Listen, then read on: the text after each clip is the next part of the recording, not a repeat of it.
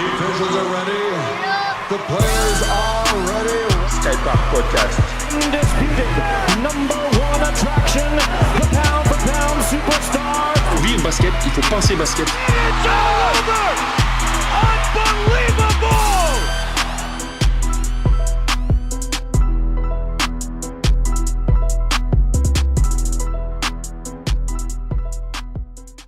Notre invité suivant, c'est le capitaine des Léopards de Guyenne, qui est l'équipe Handi Basket de Bordeaux. Et le capitaine, c'est Yann Coder. Alors, nous, on est des néophytes, Jordan et moi, au niveau de l'Handi Basket. Donc, ça va être l'occasion pour nous de faire le point avec lui sur son parcours et qui nous donne un petit peu, qui nous explique un petit peu comment ça se passe dans l'Handi Basket. Les néophytes, en fait, j'ai déjà vu un peu. Oui, allô ? Allô, Yann ? Oui, bonsoir. Salut, tu vas bien ? Bonsoir, Yann. Oui, ça va et toi ? Alors, Ablaï, je suis accompagné de Jordan. Ouais, Bonsoir, parfait. Yann. Merci Yann Bonsoir, d'avoir Jordan. accepté l'invitation. On va avec prendre, plaisir, on va avec prendre un grand petit peu plaisir. de temps pour apprendre à te connaître et aussi que tu nous expliques comment ça se passe au niveau du basket, de l'handi basket. Parce Ouais, que comme bien je sûr. disais, moi je suis totalement néophyte et Jordan, lui, je crois qu'il a déjà vu un ou deux matchs, c'est ça ? Bah alors en fait, je disais que j'étais pas néophyte parce que justement, on interviewait juste avant toi Sabine Delay qui joue à Saint-Dalphin. Oui, Et Oui. il me semble que Saint-Dalphin, tous les ans, font un match justement handi basket. voilà une petite exhibition exactement ouais, pour faire découvrir un petit peu la discipline. Voilà, exactement. Donc justement, j'avais vu du basket fauteuil à Saint-Dalphin. Ouais. Donc ça tombe C'est bien. vrai que Vas-y Yann. c'est vrai que c'est pas très très connu, très répandu, très médiatisé non plus. Donc la plupart des gens n'ont pas de réelle connaissance précise de cette discipline-là, mais une fois qu'ils ont pu goûter au spectacle, c'est vrai qu'ils apprécient beaucoup. D'accord. Alors, nous, ce qu'on voulait savoir déjà, c'est en savoir un petit peu plus sur toi. Comment tu es arrivé au basket ? Quel a été ton Oui. parcours ? Est-ce que tu peux nous faire un petit récap rapide comme ça ? Alors en fait, je suis venu au basket suite à un accident. J'ai eu un accident de ski à l'âge de 20 ans. Je pratiquais la discipline à haut niveau et à l'entraînement, je suis tombé, donc ce qui m'a rendu paraplégique. Et dans le centre de rééducation dans lequel j'étais, ils proposaient différentes activités handisport, notamment le basket. Je ne pratiquais pas le basket du tout, j'étais vraiment dans les sports individuels, à savoir sport de combat et le ski. Donc c'était vraiment quelque chose de nouveau pour moi. Donc et ça n'avait rien la à voir. découverte de l'intensité physique m'a vraiment plu. Et suite à ça, bien j'ai vraiment travaillé ce sport-là pour en faire une discipline de haut niveau. Alors, tu es allé très vite sur la transition entre ton accident Oui. et tes débuts au basket. Moi, ce que j'aimerais savoir, c'est dans quel état d'esprit tu étais, parce que bon, comme tu l'as dit, tu pratiquais le ski au haut niveau. Moi, si demain Oui. je pratiquais un sport à un haut niveau, je serais abattu si je pouvais pas poursuivre. Tu vois ? Alors- Dans quel état d'esprit tu as été, toi, avant de faire cette transition ? C'est vrai que il y a eu beaucoup de questions suite à l'accident dans le centre de rééducation. On se demande comment on va pouvoir retrouver du plaisir déjà à pratiquer le sport avant tout, et surtout comment est-ce qu'il y a la possibilité d'atteindre le haut niveau, puisque finalement en France on n'a pas beaucoup de connaissances du handisport. Je ne les avais pas non plus avant mon accident, donc j'ai dû tout découvrir également, comme la plupart des gens valides finalement ne sont pas forcément très sensibilisés à la pratique. Donc c'est vraiment le fait d'avoir découvert le sport qui m'a finalement donné beaucoup d'espoir dans l'évolution sportive et qui m'a plu. Donc j'ai appris vraiment à retrouver la passion du sport, à retrouver la dépense, le travail, le fruit du travail également, puisque rapidement j'ai intégré le haut niveau, l'équipe de France, etc. Donc ça a vraiment été un tremplin finalement pour m'en sortir dans la vie, également grâce au sport. En fait, tu disais que tu faisais du ski à haut niveau. Oui, exactement. Et donc, en fait, quand tu as découvert le basket, est-ce que de suite tu as voulu refaire du haut niveau et est-ce que c'était le but premier? Oui, directement. C'est vrai que l'aspect compétitif m'a plu et la mentalité que j'avais de sportif de haut niveau n'a pas disparu à cause de l'accident. C'est-à-dire que j'ai conservé quand même cette volonté d'être le meilleur. D'accord. Donc, à partir du moment où j'ai découvert que dans le basket, on avait la possibilité il y avait une équipe de France, qu'il y avait un championnat national et international, ça a été pour moi tout de suite un objectif à atteindre. D'accord. Tu sais, pour pratiquer des sports comme la boxe, par exemple, on dit souvent, tu vois, qu'il faut des caractéristiques hors normes en termes de motivation, en termes de... Bien sûr. Est-ce que tu penses que c'est le cas pour faire du handi-basket? Est-ce qu'il faut être un compétiteur hors norme, entre guillemets? Parce qu'il faut passer au-dessus de l'handicap, tu vois? Et ça, c'est pas donné à tout le monde. Déjà, exactement. Ça, tu fais très bien de le signaler et c'est tout à fait juste dans le sens où la première barrière, si je peux employer ce mot-là, c'est d'accepter son handicap. Quand il intervient suite à un accident, il faut déjà faire entre guillemets le deuil de sa vie valide. C'est déjà une première étape. Donc être hors norme, non, puisque je pense que tout rêve est accessible dans le sport à partir du moment où on s'en donne les moyens. Et je pense qu'à partir du moment où on a accepté que c'est une situation définitive, c'est un handicap, mais on a des possibilités d'évoluer, notamment en travaillant. Bien sûr, je pense que finalement, le fait d'être fort dans la tête, ça aide à atteindre l'objectif de haut niveau. Donc, c'est une arme supplémentaire d'accepter son handicap et d'atteindre le haut niveau en compétition. Et comment on devient fort dans sa tête? Est-ce que c'est l'entourage direct, la famille, ou est-ce que c'est le fait de rentrer dans un collectif et ce collectif te porte? Mais alors là, je vais parler en mon nom. Hein. Ce n'est pas universel, hein, puisque chaque individu a sa façon de voir les choses et de les ressentir, surtout de manière très individuelle. Moi, ça a été également l'entourage, bien entendu, qui de par sa présence et sa motivation m'a poussé à rester le même finalement, à ne pas changer du tout en termes de volonté et de joie de vivre, mais également il y a un travail à faire sur soi-même, sur le fait de relativiser sur sa situation. Il y a toujours pire que soi, et ce n'est pas parce que d'un seul coup on ne peut plus utiliser ses jambes que la vie s'arrête. Donc ça a été quand même tout un ensemble de caractéristiques qui m'ont permis de rebondir rapidement, voire peut-être même d'aller plus loin que ce que j'aurais pu faire en étant valide. Et tu dis que tu as rebondi rapidement. En fait, Oui. ça t'a pris combien de temps pour devenir...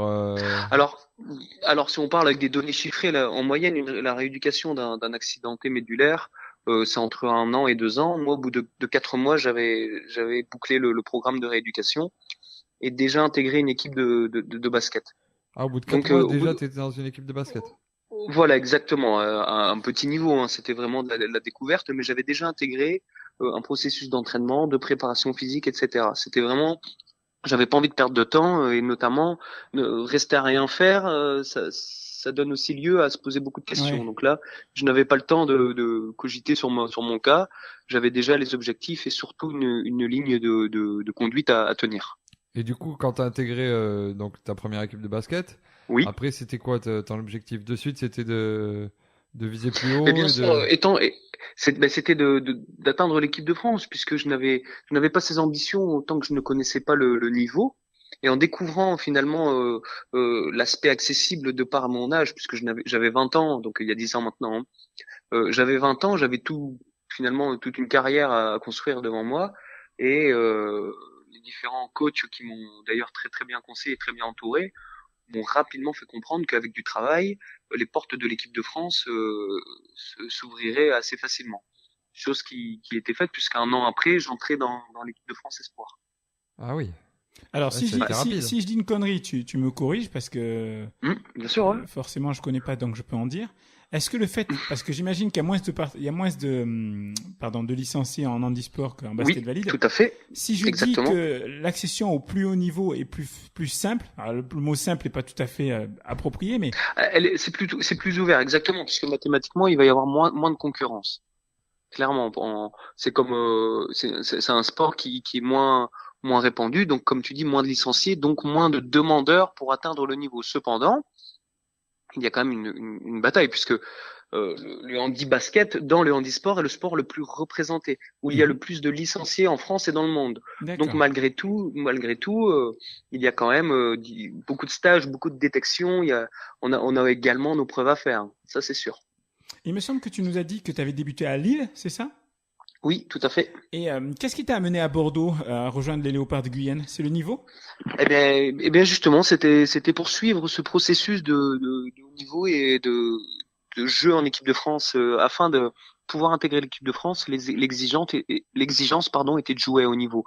Lille jouait dans la division inférieure Et suite à différents stages de détection, l'équipe de Bordeaux m'a proposé une place dans leur effectif, chose que j'ai faite pour différentes raisons, hein, afin d'atteindre le haut niveau, mais aussi de quitter un petit peu le Nord, de découvrir la ville de Bordeaux et de m'intégrer à cette équipe un peu plus professionnelle. D'accord. Comment ça se passe? Bon, moi, je sais comment ça se passe dans le basket valide. Lorsqu'on Oui. on souhaite recruter un joueur, on lui propose de venir, on lui propose peut-être une petite somme d'argent et puis un appartement, Exactement, oui. un petit confort. Comment ça se passe pour dans le handi basket? Est-ce qu'on te propose de venir, de te payer le matériel? Parce que j'ai vu que le matériel était très cher, par exemple. Oui, oui, tout à fait, ouais. Tu peux nous expliquer comment ça se passe quand on est approché? Alors, c'est aussi au cas par cas, hein, puisque les propositions sont assez variables, mais effectivement, à ce niveau, lorsqu'une équipe, et notamment un manager, recrute un joueur, elle lui fait une proposition, puisque un joueur à fort potentiel va être sollicité par différentes équipes de haut niveau. Donc, la proposition la plus intéressante pour le joueur sera forcément celle qu'il choisira. Et donc là, auquel cas, effectivement, il y a soit une prise en charge de matériel, puisque un fauteuil de basket, ça va de 5 à 8 000 euros quand même. Ah ouais. Et ensuite, on a différents aménagements. Alors, ça peut être aussi un contrat de travail, ça peut être un hébergement, ça peut être un dédommagement financier. C'est toujours des arrangements qui, finalement, malheureusement, en France, ne peuvent pas être considérés comme des contrats sportifs. Oui. Puisque le handisport, et non pas que le handibasket, mais le handisport, n'est pas du tout reconnu officiellement comme professionnel. On ne peut pas avoir de contrat sportif professionnel dans les handisports. Alors que C'est le pourtant, gros c'est le problème. cas. Voilà, alors que c'est le cas, sauf que finalement, on n'a pas cette officialisation des prestations versées aux joueurs de par les clubs, puisque ce n'est pas écrit sur un papier. Il n'y a pas de contrat. D'accord. Voilà, c'est le gros problème. On est un des seuls pays, pardon, en Europe à encore ne pas reconnaître le handisport en tant que professionnalisme. Donc c'est assez difficile de faire évoluer un petit peu ces mentalités. Il y a des choses qui se passent, je sais pas, j'imagine qu'il y a une fédération qui doit pousser. Est-ce qu'il y a des choses qui évoluent Ben, progressivement? malheureusement, non. Là, je vais un petit peu faire leur procès, mais logiquement, et tu le dis justement, la fédération qui devrait appuyer un peu ce type de dossier afin de faire reconnaître le statut. Mais malheureusement, ils n'ont pas la démarche ni la volonté de le faire. Donc, on est un petit peu bloqué à cause de ça également. Je vais te poser une question toute bête. Dans le sport, dans les sports collectifs, ce qu'on cherche à faire, c'est de permettre à tout le monde de pouvoir le pratiquer sur un pied d'égalité. Est-ce que au niveau de l'handisport, de l'handibasket pardon, plus précisément, est-ce que déjà le fait que le matériel soit aussi cher ne va pas créer une petite discrimination? Alors, il peut y avoir effectivement ce type. Alors, discrimination, non, ça va pas être le terme, puisque le matériel va participer au niveau du joueur à un faible pourcentage. On n'est pas comme dans le cyclisme, par exemple, où on va avoir une différence sur un vélo à 10 000 euros et un vélo à 2 000.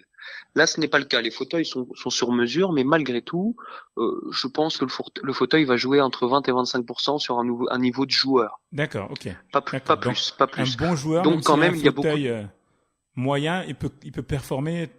Bien sûr, Ok, absolument, d'accord. Ok. absolument. D'accord. Ouais, c'est bien de le préciser, effectivement.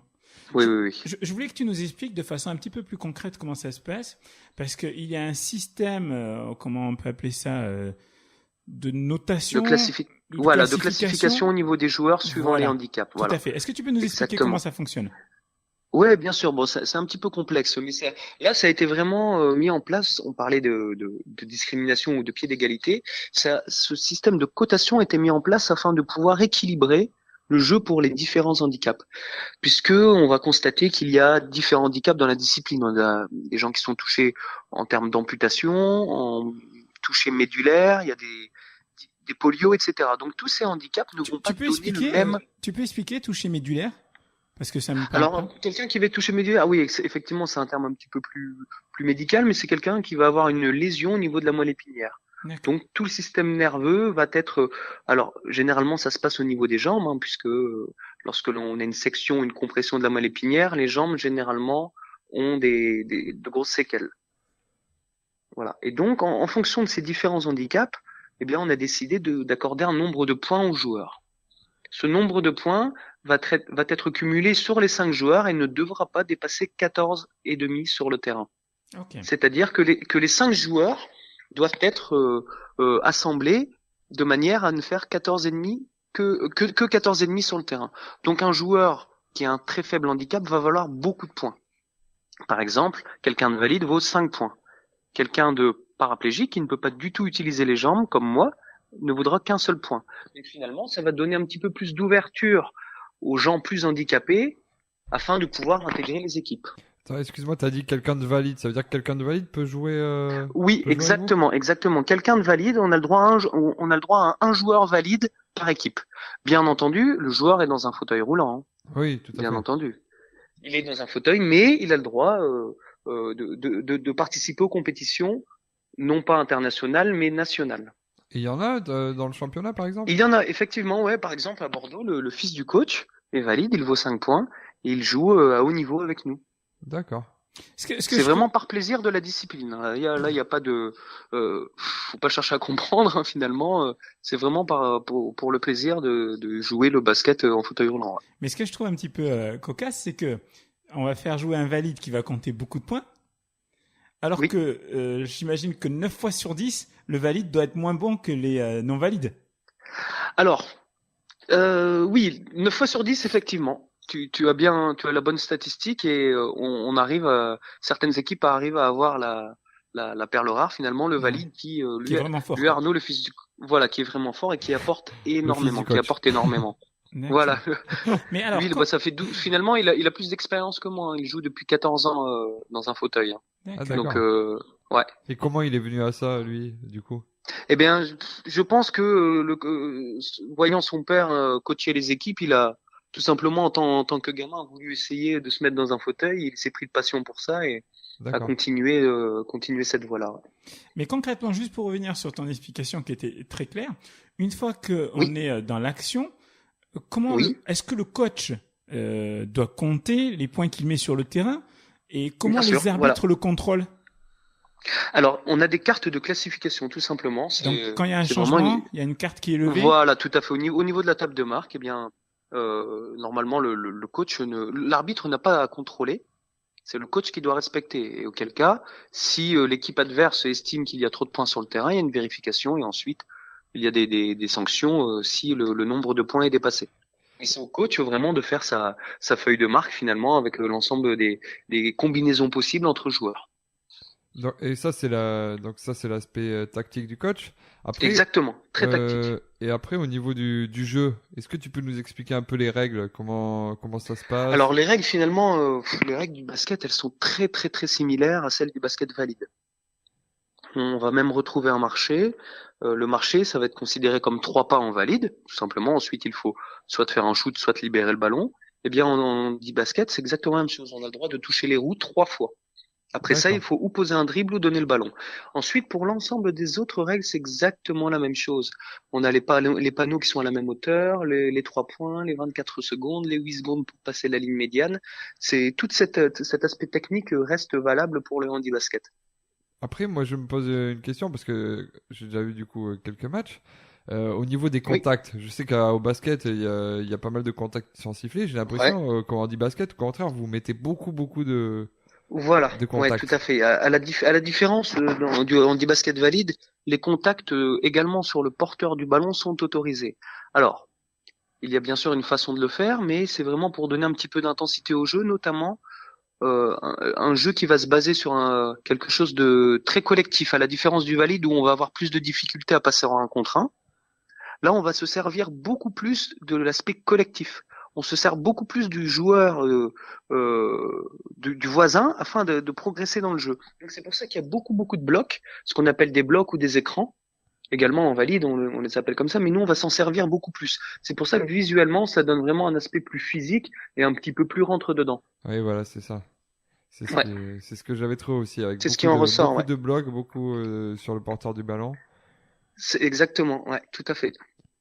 Et après, comment ça se passe? Est-ce que pareil, il y a des systèmes que le coach met en place? Ben bien sûr, ouais, voilà, exactement. Il y a des systèmes tactiques hein, que l'on va appeler en fonction des défenses, en fonction de l'équipe qu'on a en face, de l'effectif que l'on a également.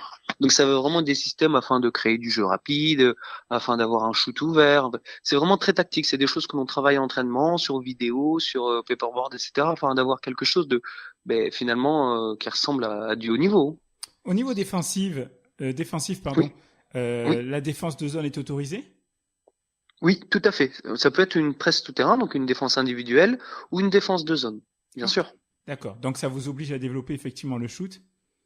Voilà, le shoot extérieur afin de faire monter les joueurs et de créer des intervalles et des espaces pour jouer à l'intérieur. Exactement. Est-ce qu'un arbitre valide... Alors, j'ai vu que vous étiez arbitré par des arbitres valides.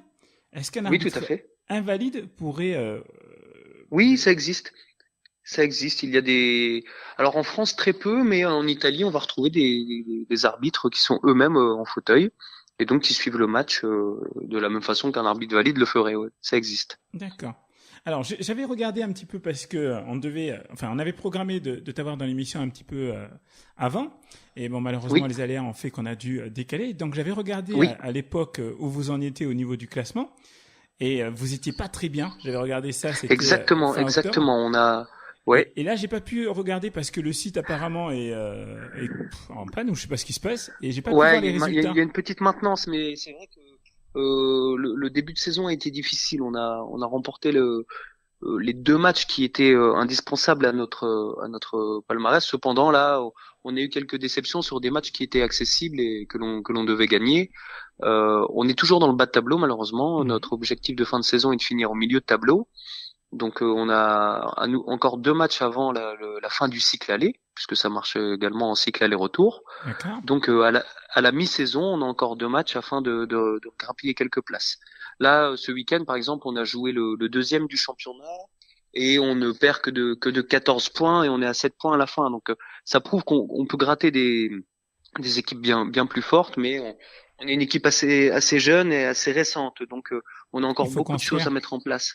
Voilà, exactement. Créer des automatismes, construire tout ce qui est système, etc. Malgré tout, ça prend beaucoup de temps et on ne crée pas une équipe en 2 mois de préparation. À ce niveau-là, ça n'existe pas. Toi justement qui es capitaine aussi de cette équipe, Oui. est-ce que tu endosses le rôle de celui qui va fédérer? Comment tu le gères ton capitanat? C'est vrai que c'est un rôle que j'estime très important finalement, au-delà de l'aspect de responsabilité, mais ça va être pratiquement quelque chose qui va être une responsabilité supplémentaire au jeu. C'est-à-dire que je vais estimer ne pas pouvoir forcément donner l'ensemble de mes capacités physiques sur un match, mais par contre, psychologiquement, il faudra que je sois là. Peu importe la prestation que je vais fournir, c'est là qu'un capitaine doit être très présent. Alors là, je l'endosse dans le sens où j'ai quand même une expérience internationale, donc je me permets finalement d'orienter les joueurs, y compris dans la préparation, puisque je suis coach sportif et donc je me suis occupé de l'ensemble de la préparation physique de l'équipe. Et donc ça a permis quand même de créer une belle cohésion entre les joueurs et également de me justifier sur ce poste de capitaine. D'accord. Oui, Et parce qu'on suite dit, à ça, ça va. on dit souvent Oui. que c'est dans la souffrance en début de saison que les équipes se soudent. Donc Exactement, c'est le cas, c'est le cas. Il y a malgré certaines défaites qui ont un goût très amer, on est resté toujours très soudés grâce à l'ensemble de la préparation physique qui était assez soutenue pour les joueurs, notamment pour les nouveaux joueurs hein, qui n'avaient pas encore goûté au haut niveau et notamment à la préparation physique intense. Donc ça a permis vraiment de créer des liens et maintenant de se retrouver un petit peu sur le terrain, parfois en difficulté, mais finalement pas autant qu'en début de saison. Moi, j'ai une petite question. Là, tu joues dans un club sur Bordeaux. Oui. J'ai pas retenu le nom tout à l'heure. les léopards de Guyenne. Les Léopards de Guyenne. Oui, exactement. Ouais. C'est dans quelle ville?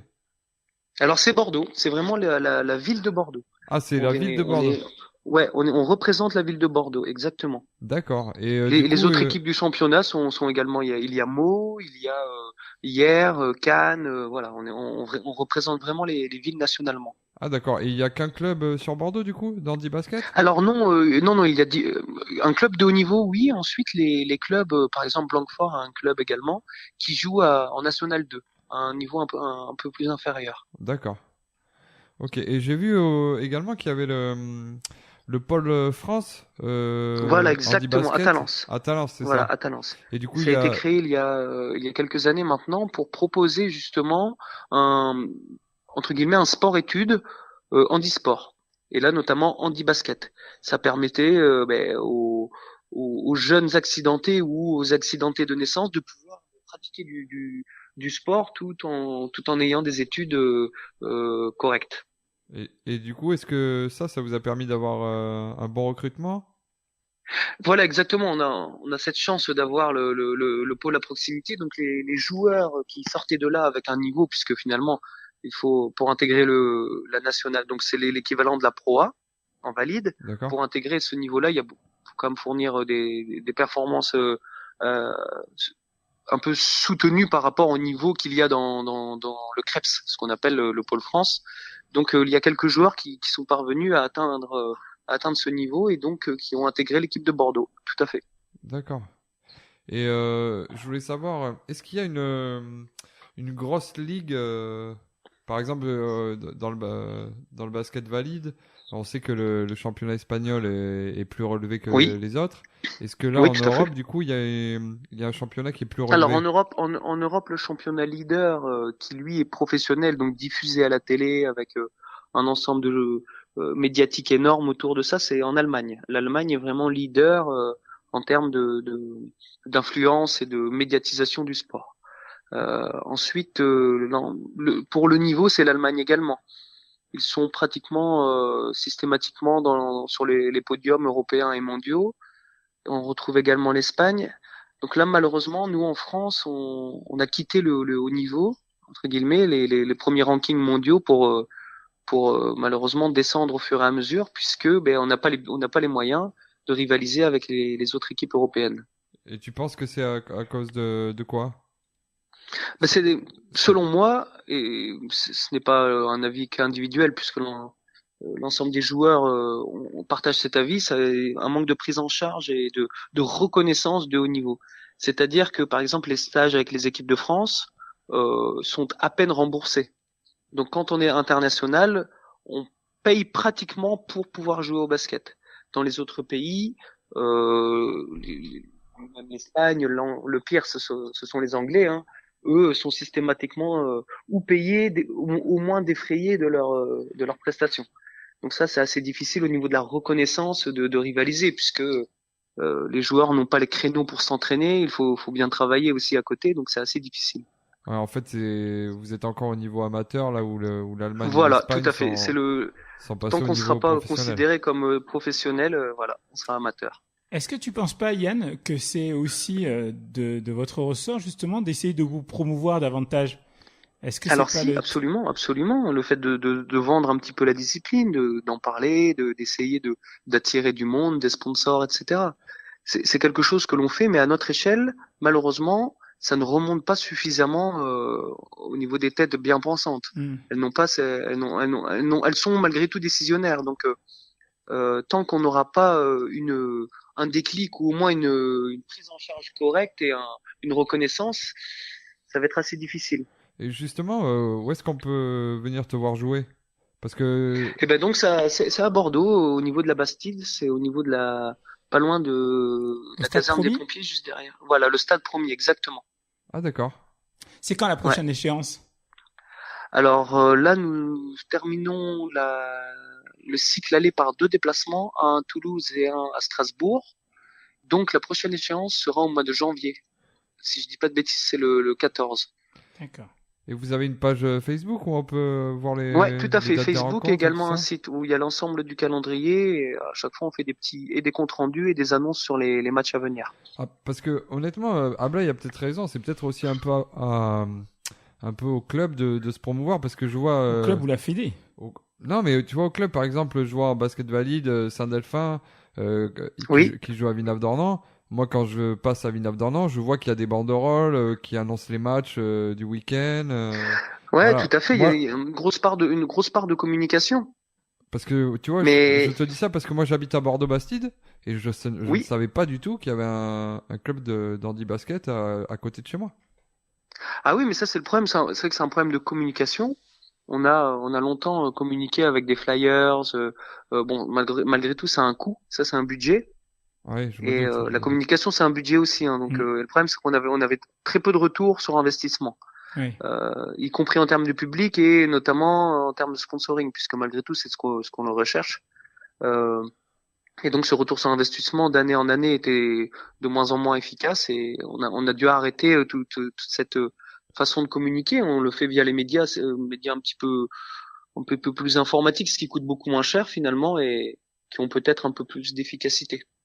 Je pense parce que moi je te demandais ça parce qu'effectivement là le fait d'en avoir discuté, je me rends compte du sérieux de votre enfin ça reste quand même un loisir mais tu vois je me rends compte que c'est bien organisé, que c'est un championnat Bien sûr. sérieux et franchement ça donne envie d'aller voir. Tu vois alors que Ben, je suis jamais allé voir un match parce que bien que j'adore le basket mais c'est vrai que Mais il y a pas bien sûr, il y a pas de médiatisation. Ouais. Donc c'est vraiment de l'inconnu et ça j'en suis tout à fait conscient. C'est le discours que l'on entend la plupart du temps mais il faut au moins découvrir une minute de match pour vraiment comprendre pour que comprendre, ouais. on a affaire à des sportifs et que ça peut être un moment très agréable à passer et à découvrir. En parlant de moments agréables, c'est quoi le meilleur souvenir pour toi de ta carrière en e-basket? Alors, je pense quand même que c'est quand j'ai été champion d'Europe avec l'équipe de France, puisque c'est un titre international, donc ça a beaucoup de valeur. C'était où? À Sarajevo. D'accord. Et c'était il y a combien de Ouais. temps? Il y a 2 ans. Il y a 2 ans. C'est il y a c'est 2 tout ans. frais. Ouais. Ah oui, c'est tout frais. Ah oui, c'est tout frais. Ouais, c'est tout frais. Ouais. C'était il y a 2 ans et effectivement, on a un titre international. Ça laisse de bons souvenirs. Ouais. Champion d'Europe. Ouais. Mais du coup, tu nous disais il y a 5 minutes que vous aviez baissé en ranking. Voilà, exactement. Puisque malgré tout, là, on était finalement, il y a des poules sur les championnats d'Europe. On était dans la poule B. D'accord. Donc on est remonté, on a gagné ce championnat, on est remonté, mais au niveau du ranking mondial, par exemple, on a loupé la qualif au dernier JO, chose qui n'était pas arrivée depuis une trentaine d'années. Donc ça, c'est quand même preuve que on a du mal à rivaliser au niveau européen et mondial avec les autres grosses écuries. Et du coup, tu joues toujours en équipe de France là? Voilà, tout à fait. Et- Dès le mois de janvier, j'ai un nouveau stage de rassemblement à Bourges. D'accord. Et les JO, c'est l'objectif? Eh bien, absolument. Les JO au Japon, qui sont d'ailleurs tout proches, hein, on n'a que 3 ans pour mettre ça en place et surtout pour se qualifier. Donc, ça commence dès maintenant, dès le mois de janvier. Bon, on croise les doigts alors. Allez, merci. Il y a un point dont on n'a pas parlé, Yann, et qui est important, Jordan m'y fait penser, c'est que au niveau de l'handi-basket, la question d'âge devient secondaire en fait. Parce que Alors, tu peux avoir des très très jeunes comme des personnes de 40, 45 qui jouent et qui exactement. performent Voilà, tout à fait. Alors que dans le basket Je valide, pense c'est déjà que plus délicat. c'est un petit peu lié également à la caractéristique que l'on évoquait tout à l'heure sur le nombre de joueurs licenciés. C'est vrai que on arrive quand même à pratiquer le handi-basket jusque, si on s'entretient bien entendu, avec une hygiène de vie de sportif de haut niveau, jusque 35-40 ans, on arrive à rester au top de sa forme. En valide, après 35 ans, c'est un peu sur la pente descendante. On est d'accord. Oui, Ablaï On a est connu d'accord. ça d'ailleurs. Moi, j'ai basculé là. J'ai basculé. Ça a basculé. Ablaï, J'ai basculé. il dévale la porte.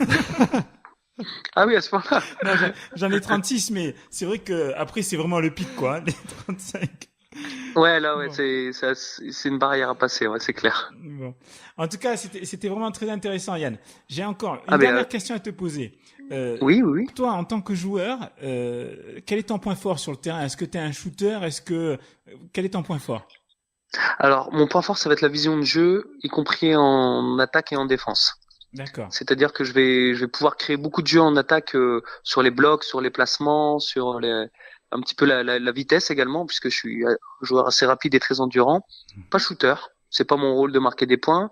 Également gros défenseur et communicant, c'est-à-dire que je crée beaucoup de dynamique au niveau de la défense afin d'étouffer un petit peu les équipes que l'on a en face. D'accord. Ce sera ça mon point faible, C'est mon point fort. ton pardon. point fort, ok. Qui est le shooter Voilà. dans votre équipe? C'est un nom comme Ça va être je vais dire Philippe B, hein, qui est un joueur international. Ah oui, qui a un parcours énorme. En revanche, lui, tu vois, j'en ai entendu Voilà. parler. Voilà, tout à fait. Voilà, qui a un parcours qui est médaillé olympique et qui à son âge a encore des statistiques au niveau des shoots que certains valides en viré. Ouais. Tout à fait. D'accord. Alors, pour terminer, ce que j'aimerais, si tu peux faire passer le message, Yann. Chaque année, on organise un événement de basket en Gironde, un événement de basket qui jusqu'à présent se voulait valide entre guillemets. Ce qui serait génial de faire, c'est d'inviter Philippe Bale ou un autre shooter qui viennent participer au concours de shoot de cet événement. Donc c'est en mai. Bien sûr. D'ici là, on se tiendra au courant. Je te donnerai l'information. Et ça serait vraiment sympa que vous puissiez y participer aussi. Ah oui, qu'il y ait un petit échange tout à fait. en e-sport, bien sûr. Ça serait super. Ça serait sympa. Ouais. Donc on en reparlera d'ici là. C'est une très bonne idée. D'accord, sans problème. Voilà. Sans problème. Super idée, ouais. Ben on te remercie beaucoup, Yann. Avec plaisir et merci surtout à vous pour votre démarche médiatique. C'est très judicieux, ça va nous apporter beaucoup de choses, je pense. Merci. Je passerai voir, vu que c'est à côté de chez moi. Moi aussi, je passerai. Tu m'as donné envie. Avec plaisir. C'est vrai, tu m'as donné envie. On viendra avec des t-shirts. Ah bon, alors c'est que j'ai fait le job. Ouais, tant mieux. Avec des t-shirts roses, comme ça tu nous reconnaîtras. Oui, ça me dérange pas, je suis ouvert à tout. Allez, merci beaucoup, Yann. Bonne soirée à vous deux, au revoir. Bonne soirée, bonne saison. Non, vraiment, hein. Je dis pas. Moi, j'irai, je t'assure que j'irai. Mais il m'a vraiment donné envie. Alors, moi, ce que j'aime bien, c'est que, tu vois, il en parle bien de sa discipline. Il est en clair. parle très bien, c'est clair, technique. Il explique bien. Mais après, c'est vrai que ça souffre d'un manque de communication. Comme non, mais je te dis, grave. Il dit qu'il joue à la salle promis, c'est à pas à 800 mètres, mais c'est à 1 kilomètre de chez moi. C'est un peu rageant, hein, quand même. Je me dis, tu vois, ils sont dans une discipline qui nécessite des moyens, parce que tu vois, il a expliqué qu'une chaise, c'était 7000 € quasiment. C'est pareil, on n'en a pas parlé, mais le transport en bus, j'imagine que ça va être un bus adapté. Tu vois, ça nécessite des moyens. Les mecs, ils se donnent à fond. Ils s'entraînent peut-être encore plus dur que nous, les valides, etc. Et il n'y a pas cette reconnaissance. Mais ça doit être ultra frustrant, quoi. Ouais, c'est vrai. Bon, je sais pas si l'émission va aider un petit peu, mais s'il y a déjà 2-3 personnes qui vont voir le prochain match en janvier, ça sera déjà pas mal. Hein. Oui, non, mais c'est sûr. Après, ils font aussi, c'est dommage, on n'en a pas parlé, mais ils font souvent aussi des démonstrations pour faire parler un peu justement de l'handi-basket avec Saint-Alphin. Saint-Alphin le fait tous les ans, il me semble. Mais d'ailleurs pour le Téléthon. Donc cette année, je pense que ça va y être aussi. Et c'est bien justement qu'on parle un peu de cette discipline. Ouais. En tout cas, il nous a bien expliqué ça. Moi, j'ai accroché. J'irai voir un match. On ira ensemble. Pas de problème. Maintenant que t'es sur la pente descendante. Mais pourquoi pas en faire un jour, hein? Mais justement, franchement, je reviens encore sur Saint-Alphin. Mais Saint-Alphin, il me semblait que il prêtait des fauteuils pour essayer. Pour tester. Justement. Faut voir. Peut-être qu'ils le font aussi. À mon avis, oui.